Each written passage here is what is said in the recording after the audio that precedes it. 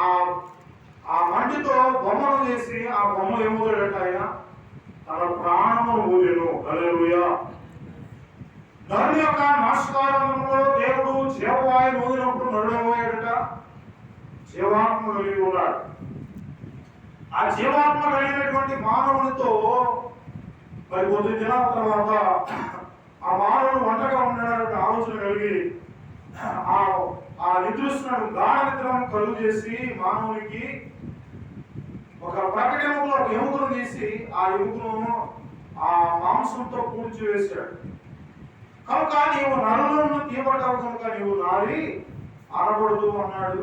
చక్కగా వారిద్దరు మరి ఏదైనా తోటలో ఆదాము సంచరిస్తున్నారు. ప్రతి సాయంకాలంలో దేవుడు వచ్చి వారితో చక్కటి మరి ముచ్చటలు అనగా దేవుని ఆత్మ సంబంధమైనటువంటి సంగతులు దేవుని మాటలు వారికి బోధిస్తున్నటువంటి సందర్భంలో వారు చక్కగా అలాగా వారు దేవుళ్ళు ఎదుగుతున్నారు, ఆత్మీయులు ఎదుగుతున్నారు, దేవుడితో సహవాసం కలిగి ఉన్నారు. అలా ఉండటం సాతాను గారికి ఇష్టం లేదు. ఎవరికి ఇష్టం లేదు? సాతాను. మనం మంచిగా ఉంటే కొంతమంది ఓర్చుకోలేదు, అందుకని నరభాష అంటారు. ఏమన్నారు? అయ్యా మేము ఓర్పు బాగా ఉంటుంటే మా పక్కన వాడికి ఏం పడలేదు, ఓర్చుకోలేకపోతున్నారు అంటూ ఉంటారు చాలా మంది. ఎవరి ఇలా ఓర్చుకోకపోవడం వల్ల మరి కొన్ని కుటుంబాలు పాడైపోయినాయని, గొడవలు ఆడుకుంటున్నారని, కుటుంబంలో సమాధానం లేదని, ఇలాంటి పరిస్థితులు మనం జ్ఞాపకం చేసుకుంటూ ఉంటాం. ఇక్కడ ఏదైనా చోటలో ఉన్నటువంటి ఆదాము అవ్వ అనేటువంటి వీరిరువురు ఆత్మీయతలో బాగా ఉంటున్నారు, దేవుడితో ఉంటున్నారు. ఒకనొక సందర్భంలో మరి పై నుండి తోయబడినటువంటి సాతానుడు మహోన్నతుడితో సమానంగా అనుకున్నాడు, దేవుడితో సమానంగా అనుకున్నాడు, ఎంచుకున్నాడు. ఎప్పుడైతే అలా ఎంచుకున్నాడో దేవుడిని ఆరాధన చేయాల్సినటువంటి లూసిఫరు ఎప్పుడైతే మనసులో గర్వించాడో దేవుడు ఏం చేశాడంటే ఆ మిఖాయిలుకు యుద్ధము జరిగినప్పుడు ఆ యుద్ధంలో ఆ లూసిఫర్ మిఖాయిలతో గెలవలేకపోవడం వల్ల దేవుడు దాని తలంటే వాళ్ళకి ఎక్కడ పడిందంటే అది భూమి మీద పడింది. ఆ భూమి మీద పడినటువంటి ఈ లూసిఫర్ ఏం చేస్తుందంటే దేవుడితో ఎవరైతే సహవాసం కలిగి జీవిస్తున్నారో వారిని శోధించడం, వారిని శ్రమ పెట్టడం, వారిని బాధించడం, దేవుడితో ఉన్నటువంటి సహవాసం నుంచి దూరపరచడం అనేటువంటి అనుభవాలు కలిగి అది సర్వలోకంలో మోసపుచ్చు అపవాదని ఏమంటే ఆది సర్పమైన మహాకర సర్పం తిరుగుతూ ఉన్నాడు భూమి మీద. ఎందుకు తిరుగుతున్నాడంటే ఏమని దేవుడితో నడిచేటువంటి వారిని దేవుడితో నడవలేకోకుండా వారు లోకం వైపు లాగడానికి, లోకంలో పడటానికి. అంటే అర్థం ఏంటంటే దేవుడితో సహవాసం చేయకోకుండా లోకంతో సహవాసం చేయాలని. లోకంలో ఉన్నటువంటి వాడు దుష్టుడు, సాతానుడు లోకంలో ఉన్నాడు. అందుకని లోకంలో ఉంటే శరీరాశ, నేత్రాశ, జీవపడము ఇవన్నీ ఎవరి వలన పుట్టినవి కావు, దేవుని వలన కావు. ఎవరు అంటే సాతానుడు గారు ఈ లోక ఆశలు చూపించి ఈ లోకం వైపు మనుషులు తిప్పివేస్తున్నాడు. ఆ ఏదేలో దేవుడితో సహవాసం ఉన్నటువంటి ఈ ఆదాము అమలు కూడా ఆ సర్వలోకంలో తిరుగుతున్నటువంటి సాతాను దుష్టుడు ఏం చేశాడంటే వీళ్ళ కూడా దేవుడితో సహవాసం చేయడానికి ఒకనొక దినం వచ్చి వారికి అంటుంది కదా వారు లూసిఫర్ ఆ యొక్క అవునుతో అంటుంది కదా దేవుడు మిమ్మల్ని పండు తినొద్దని చెప్పాడు, బాగానే ఉంది, ఆ తింటే మీరు దేవుడి కంటే గొప్పలైపోతారు, అందుకని మిమ్మల్ని తినొద్దన్నాడు, మీరు తినండి అని చెప్పేసి సాతాను అపముఖం ప్రేరేపించింది. ఆ పండు తీసుకొచ్చి ఎవరికి ఇచ్చింది? అవకిస్తే అవేం చేసింది? ఆ పండు చూడటానికి రమ్యంగా ఉంది, తినేసేసింది. తినడం వల్ల దేవుడితో సహవాసం పోయింది. ఆ తింటమే కాకుండా ఎవరికి ఇచ్చింది? వల్ల ఆదాము కూడా ఇచ్చింది. వారిలో మనోనేత్రాలు మూయబడ్డాయి. ఏమంటే దేవుడు ప్రతిరోజు వస్తున్నారు. అలాగే వచ్చే సమయానికి వారు ఎక్కడున్నారంటే ఉండవలసినటువంటి స్థలంలో లేదు. ఆయన చాలా బాధపడ్డాడు, వేదన చెందాడు. ఓ ఆదామా నువ్వు ఎక్కడున్నావు అని దేవుడు అడిగినప్పుడు, అయా నీ స్వరమే, నేను ఎక్కడ దాక్కున్నాను? చెట్టు చాటు దాక్కున్నాను, ఇలా అయిపోవడానికి కారణం యెహోవాయే అని అక్కడ ఆదాము సమాధానం చెబుతున్నాడు. దేవుడు వారిని శపిస్తున్నాడు. కనుక ప్రభువునందు ప్రియమైనటువంటి వారు ఈ శపించబడినటువంటి ఈ మనుషులైనటువంటి వారిని దేవుడు మరలా వారి ఆ శాపం నుంచి విడిపించి మరలా పరలోకాన్ని తీసుకున్నాడని ఆయన ఆశ కలిగి ఉన్నాడు. దేవునికి స్తోత్రం, హల్లెలూయా. నిజంగా ఆ పరలోకపు అనుభవం కావాలంటే మనకు ఒక వ్యక్తి అవసరమై ఉన్నాడు. దేవునికి స్తోత్రం, హల్లెలూయా. ఆయన ఎవరంటే ఆయన ప్రభు అయిన యేసుక్రీస్తు. ఆయన మానవతారుడుగా ఈ భూమి మీదకి ఆయన వచ్చి ఉన్నాడు. హల్లెలూయా. ఏమని ఆయన భూమి మీద ఎందుకు వచ్చాడంటే ఆయన దావీదు పట్టణంలో నేడు మీ కొరకు రక్షణను పుట్టాడని ఆనాడు మరి అక్కడ ఆ గొర్రెల కాపరైనటువంటి వారికి మరి అక్కడ ఉన్నటువంటి ఆ యొక్క ఆయా సందర్భాల్లో మరి అక్కడ ఆ నక్షత్రం వచ్చి వారికి ఆ గొర్రెల కాపరికి తెలియజేస్తుంది. జ్ఞానులైనటువంటి వారు వస్తున్నారు. కారణం ఏంటంటే ఆ దావీదు పట్టణంలో రక్షకుడు పుట్టాడు కనుక రక్షకంలో ఈ ఆదాము అమలు చేసినటువంటి దోషం పోగొట్టేటువంటి స్థితి అక్కడ ఉంది కనుక అక్కడ వెళ్ళి రక్షణ పొందుకోవాలంటే ఆలోచన వెళ్ళిన వారు వెళ్ళారు, చూసారు, వెళ్ళారు.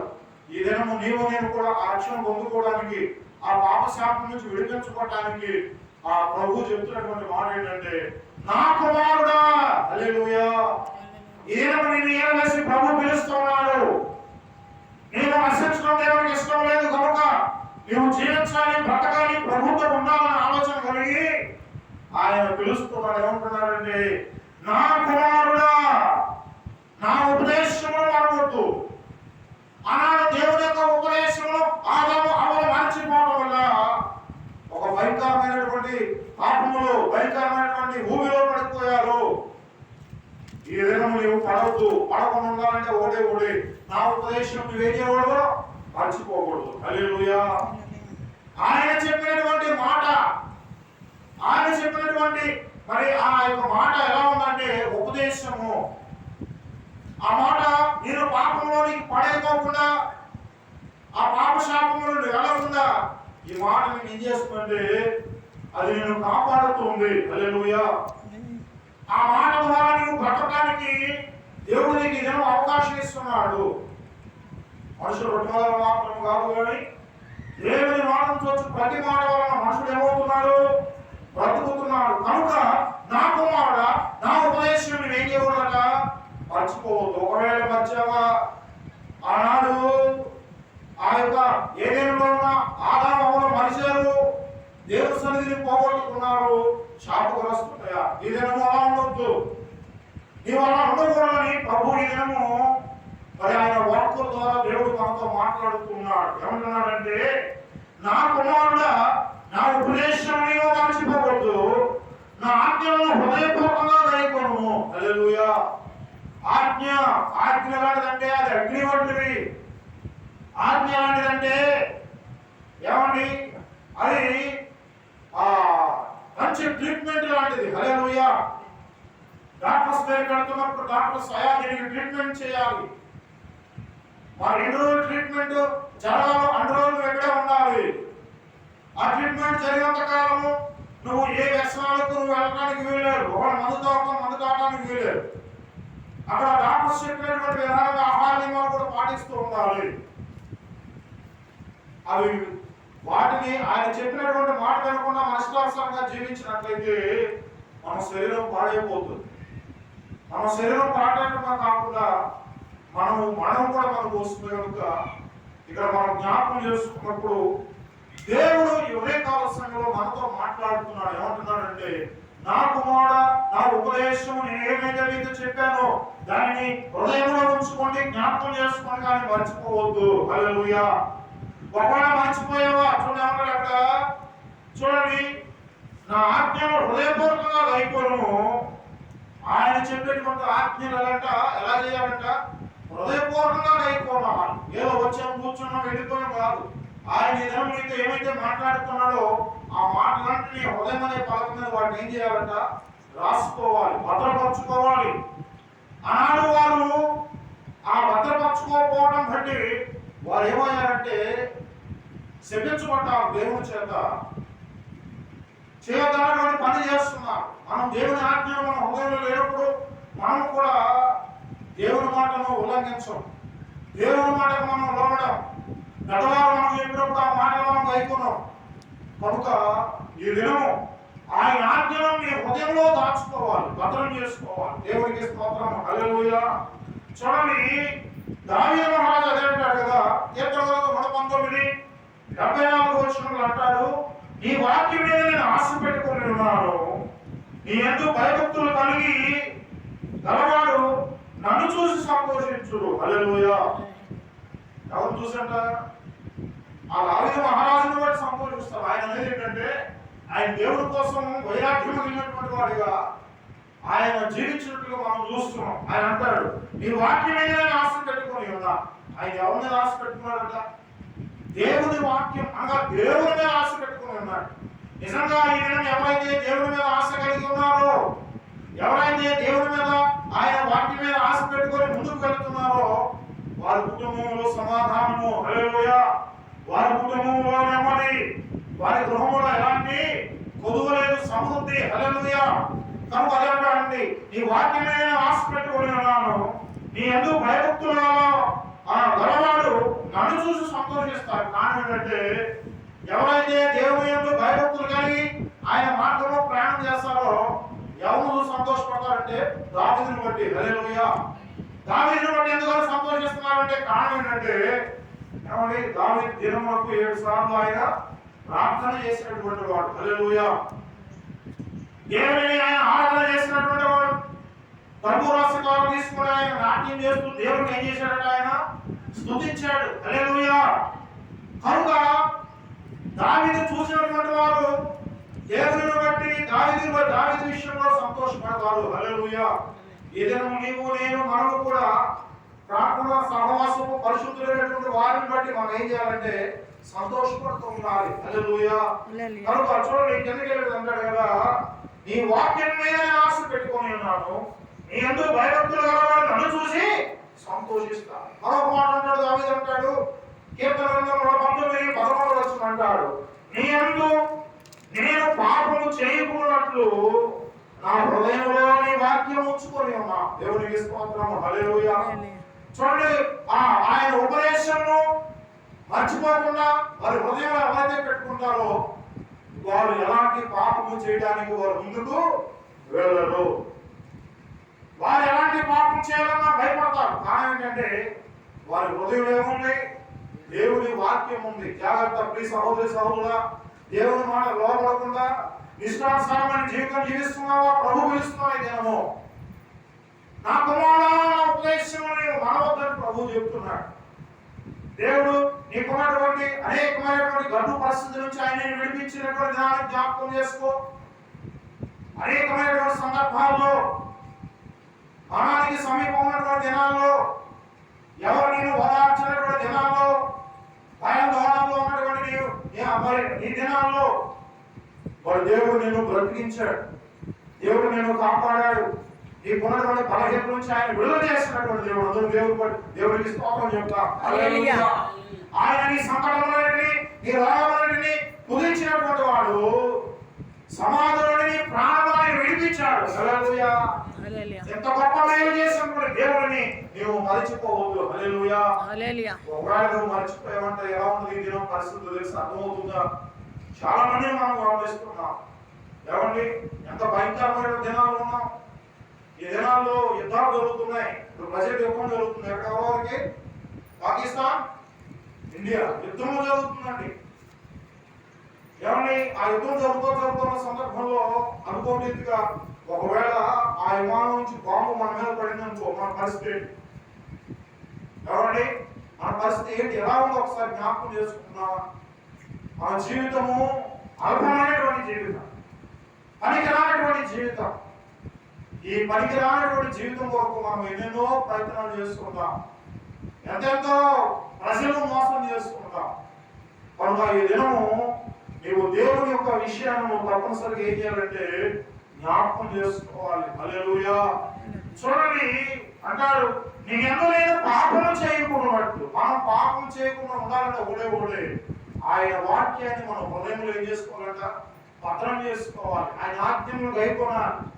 ఆయన మరి ఏర్పాటు చేయబడినటువంటి ప్రార్థన మరి కూటమిలో మనం పాల్గొనాలి.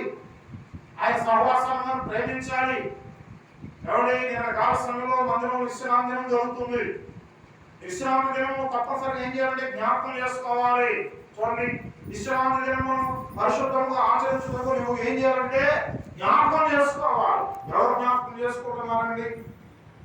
అందరూ దేవుడు నడిచేవారే కానీ దేవుడిని జ్ఞాపకం చేసుకున్నటువంటి వారు బహు తక్కువగా కనబడుతున్నారు. ఆయన సన్నిధిలో ఆరోగ్యం ఉంది, ఆయన సన్నిధిలో బలం ఉంది. కనుక ఈ దినము ఆ బలము ఆరోగ్యము పోగొట్టుకుంటున్నాము. ఒకసారి జ్ఞాపకం చేసుకోవాలి, మనం చేసుకున్నాం. ప్రభువును ప్రియమైనటువంటి వల్ల ఈ 3వ అధ్యాయం మనం చదివినట్లయితే, నా కుమారోపదేశము మరొకము, నా ఆజ్ఞను హృదయపూర్వకంగా గైకొనుము, అవి దీర్ఘాయువును సుఖజీవంతో గడుచు సంవత్సరములను ఏం చేస్తాయట? శాంతిని కలుగు చేయదు. ఎంత గొప్ప సంగతి అండి! ఏమండి, ఆయన ఉపదేశాన్ని హృదయం పెట్టుకోవడం వల్ల ఏం జరిగిందంటే దీర్ఘాయువుని అనుగ్రహిస్తాడంట దేవుడు. ఏమనుగ్రహిస్తాడట? అర్థాంతరమైనటువంటి సాగు రావండి. చాలా మంది అర్థాంతరమైన సాగు. ఏమంటే మనం అమెరికన్ హాస్పిటల్ కానీ లేదా విజయవాడ గవర్నమెంట్ హాస్పిటల్కి వెళ్ళండి, అక్కడ తీసుకొస్తాడు. కాసేపటికి ఏడుపులు వినపడతా ఉంటాయి. మన హాస్పిటల్కి వెళ్ళగానే అక్కడ కూర్చొని ఏడుపులు ఏంటయ్యా అబ్బాయి ఇప్పుడే చనిపోయాడు, ఇప్పుడే చూడండి, అంత దారుణమో చూడండి. ఈ దినము సుఖజీవంతో గడుచు దినము నీకు ఆయుష్ పెంచుకోవాలంటే నీవు ఎవరు జ్ఞాపకం చేసుకోవాలట? ఆయన వాక్యము నీ హృదయంలో భద్రపరచుకోవాలి. ఆయన నీకు ఏదైతే మేలు ఇచ్చి ఉన్నాడో, ఏమైతే నీకు అవసరాన్ని మరి నీకు కల్పించి ఉన్నాడో ఒకసారి జ్ఞాపకం చేసుకొని ప్రభువానికి స్తోత్రం అని ఆయన ఉదయకాల సమయంలో మనం దేవుడికి కృతజ్ఞతాస్తుతులు చెల్లించాలి. మరొక మాట అంటారు కదా, సామెత గ్రంథం 1:33, నా ఉపదేశం అంగీకరించువాడు సురక్షితంగా నివసించును. హల్లెలూయా! ఎవరి ఉపదేశం అంట? దేవుని ఉపదేశం అంగీకరించేటువంటి వాడు ఎలా ఉన్నాడంటే సురక్షితంగా బ్రతుకుతాడు. ఏ తెగులు వస్తుంది, ఏ కీడు వస్తుంది అనేటువంటి భయం వాడికి ఉండదు. హల్లెలూయా!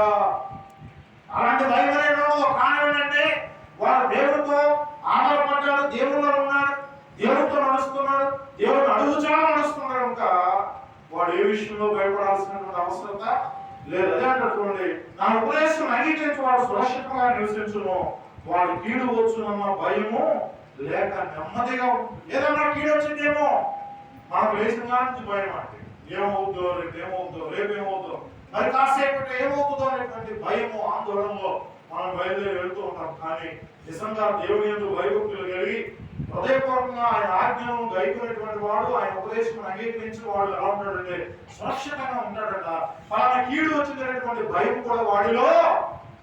ఈ దినంలో భయపడతానంటే కారణం ఏంటంటే నువ్వు దేవుని ఎందుకు భయం లేదు, నీకు భక్తి లేకుండా ఉంటున్నావు, ఆయనకు దూరంగా ఉంటున్నావు, ఆయన ఉద్దేశం నీ హృదయంలో లేదు. అలా ఉండకపోతే, ఆయన సన్నిధిని నువ్వు నివసింపకపోతే, ఆయన సన్నిధి నువ్వు స్థిరపరచబడకపోతే, ఆయన వాక్యం నీ హృదయంలో చేర్చుకోకపోతే చాలా భయంకరమైనటువంటి స్థితి కలిగి ఉంటాం. కనుక ప్రభువునందు ప్రియమైనటువంటి వలన ఈ దినము సొలొమోను మహారాజు రాస్తున్నటువంటి ఈ సామెత గ్రంథంలో ఆయన అంటున్నటువంటి మాట ఏంటంటే, నా కుమారుడా, నా ఉపదేశం ఏం చేయకూడదు, మరవద్దు, జాగ్రత్త. ఈ మాట ఎప్పుడు నీ హృదయంలో స్థిరపరచుకోవాలి. కష్టం వచ్చినా, శ్రమ వచ్చినా, శోధన వచ్చినా, ఇబ్బంది వచ్చినా దేవుని నువ్వు ఎప్పుడు విడిచిపెట్టడానికి వీలు లేదు. కేవలం ఈ దినం బ్రతుకున్నాం అంటే ఆయన ఉచితమైన కృప. హల్లెలూయా! యేసయ్యా, నీ కృప నాకు చాలయ్యా, నీ కృప లేనిదే నేను ఉండలేనయ్యా, నీ కృప లేని క్షణము, నీ దయ లేని క్షణము నేను ఊహించలేను యేసయ్యా, నీ కృప లేని క్షణము, నీ దయ లేని క్షణము నేను ఊహించలేను యేసయ్యా. యేసయ్యా, నీ కృప నాకు చాలయ్యా, నీ కృప లేనిదే నేను ఉండలేనయ్యా. ఆయన కృప లేకపోతే మనం ఉండదు. ఒక్క క్షణం చూడండి, దేవుడు మనం ఉదాహరణ ఒక అరగంట సేపు కరెంట్ పోయినట్టు, కరెంట్ పోతే ఎలా ఉంటుంది మన పరిస్థితి? చీకటి కరెంటా, సౌండ్లు సెగ వచ్చేస్తుంటే లోపల వచ్చి ఎప్పుడు విడిచిపెడతారో పాస్టర్ గారు మనం చూస్తున్నాం. మన శ్రమ స్టార్ట్ అవుతాయి. కానీ దేవుడు ఎప్పుడు మన ఆయన ఏది కావాలో దాన్ని దేవుడు సహాయం చేస్తున్నాడు. హల్లెలూయా. పగలంతా ఎండ ఉన్నది, సాయంత్రం 4 దాటిన తర్వాత నుంచి ఎంత గొప్ప దేవుడు అండి. ఏమండి?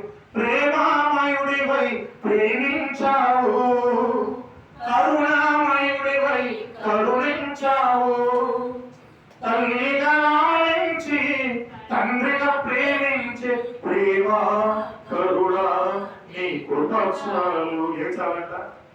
ప్రేమ కరుణ నీ కృప చాలు. హల్లెలూయా.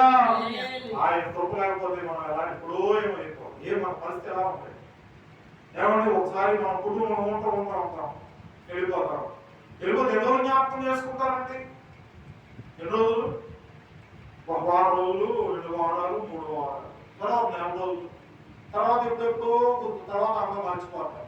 చూడండి, కనుక ఈ పనికిమాలినటువంటి జీవితానికి ఒక పరమార్థం ఏంటంటే యేసయ్యను మన హృదయంలో స్థిరపరచుకోవాలి. ఆయన వాక్యమును, ఆయన ఉపదేశమును, ఆయన ఏమైతే చెప్పాడో వాటన్నిటిని మన హృదయంలో స్థిరపరచుకున్నట్లయితే మనం ఎక్కడికి వెళ్ళినా ఏ విషయంలో మనము భయపడం. హల్లెలూయా, హల్లెలూయా.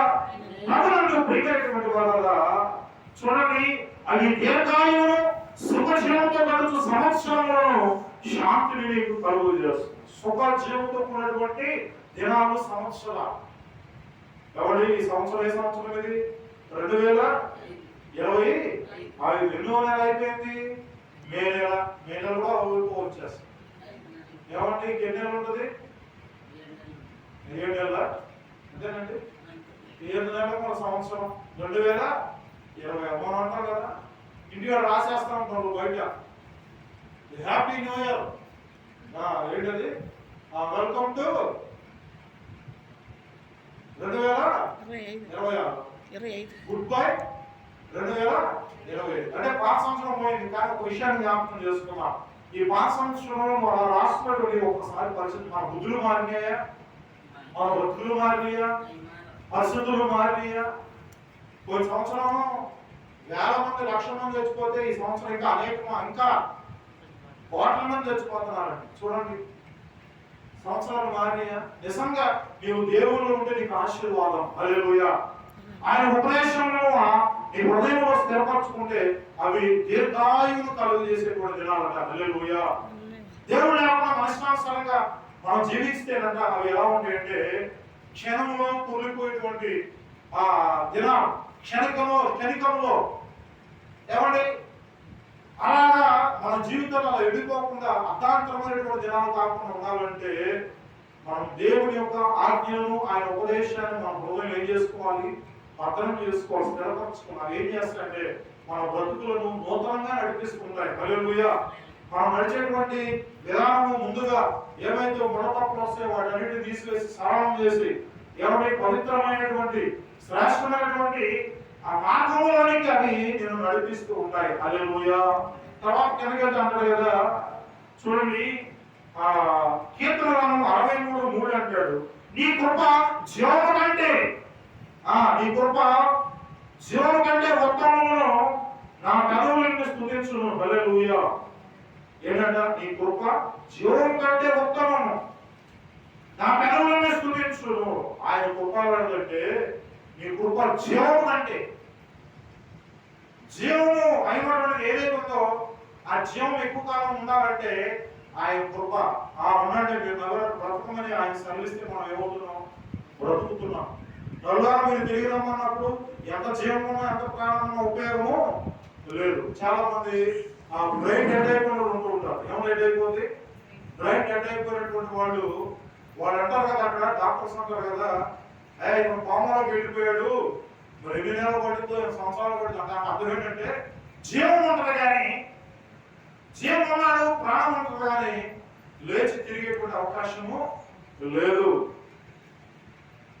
కనుక ఈ జీవము శాశ్వతమైనది కాదు కానీ ఆ కృప అనేటువంటిది శ్రేష్టమైనది. హల్లెలూయా.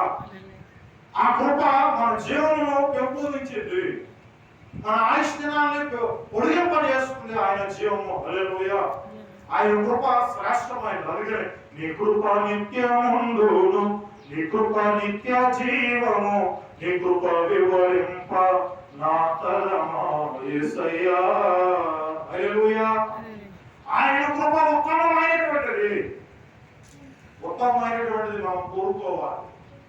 ఏమంటే శ్రేష్టమైనటువంటి దాన్ని మనం కోరుకోవాలి. ఈ దినము శ్రేష్టమైనటువంటిది, ఉత్తమమైనటువంటిది ఏంటంటే దేవుని ఉపదేశము. హల్లెలూయా. ఆనాడు మార్తమయ్య గృహంలో ప్రభు యొక్క ఉపదేశమును మరియమ్మ గారు ఆలకిస్తుంది. ఆ మాట ఏం చేస్తుందంటే ప్రభు చెడని పరిచయం చేస్తూ ఉంది.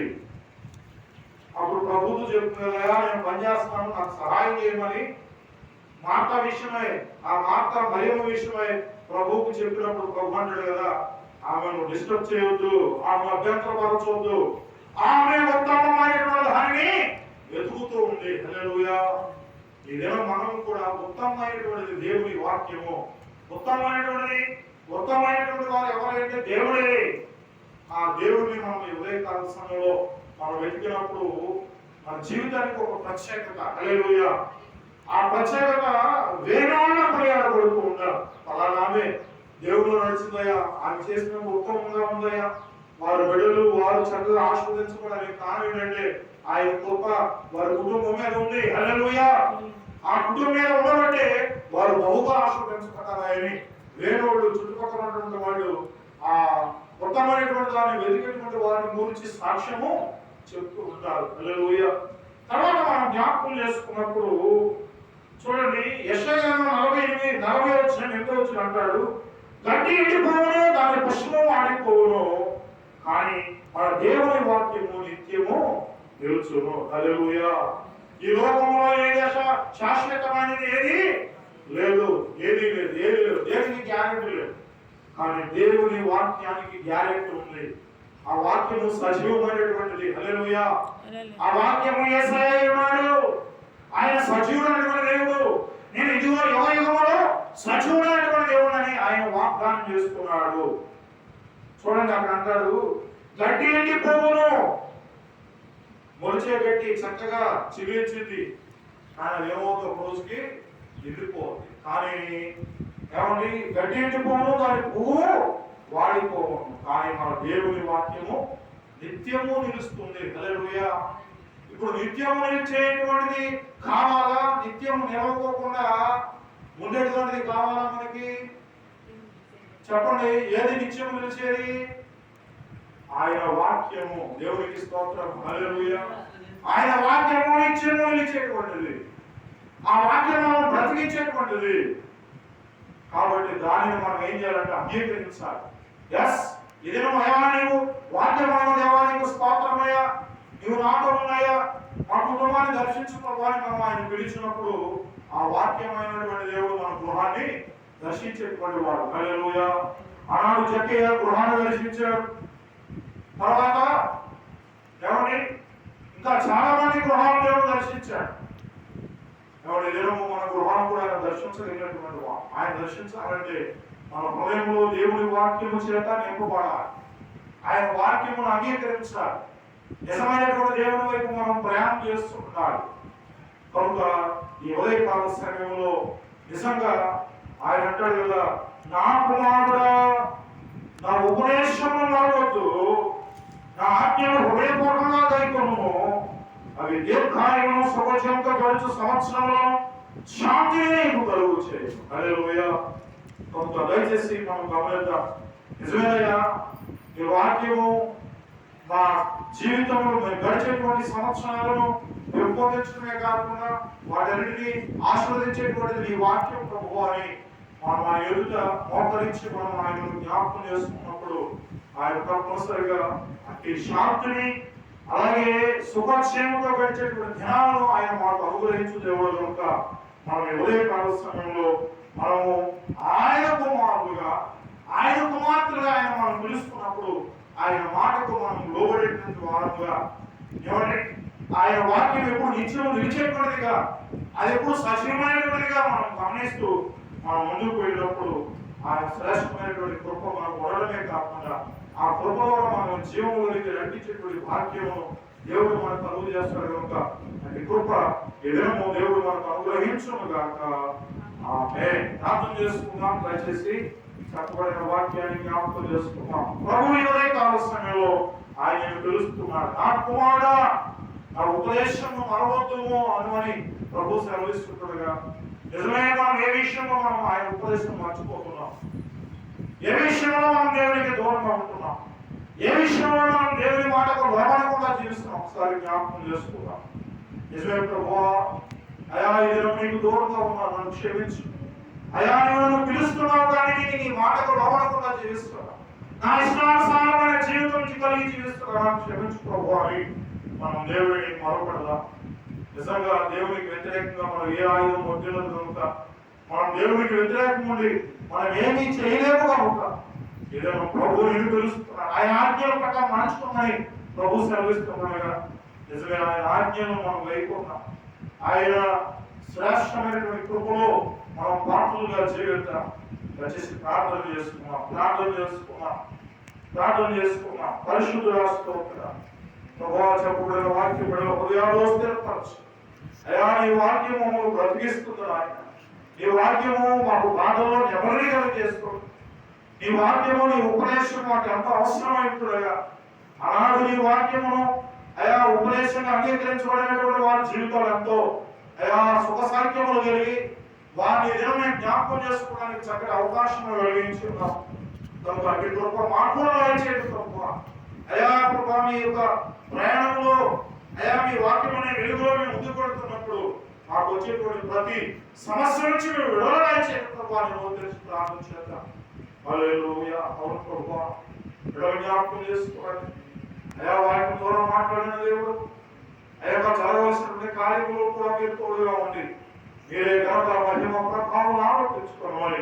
యేసయ్య నామములో అడిగి కొంచెం ప్రార్థన చేస్తున్నాము తండ్రి. ఆమేన్. సమయంలో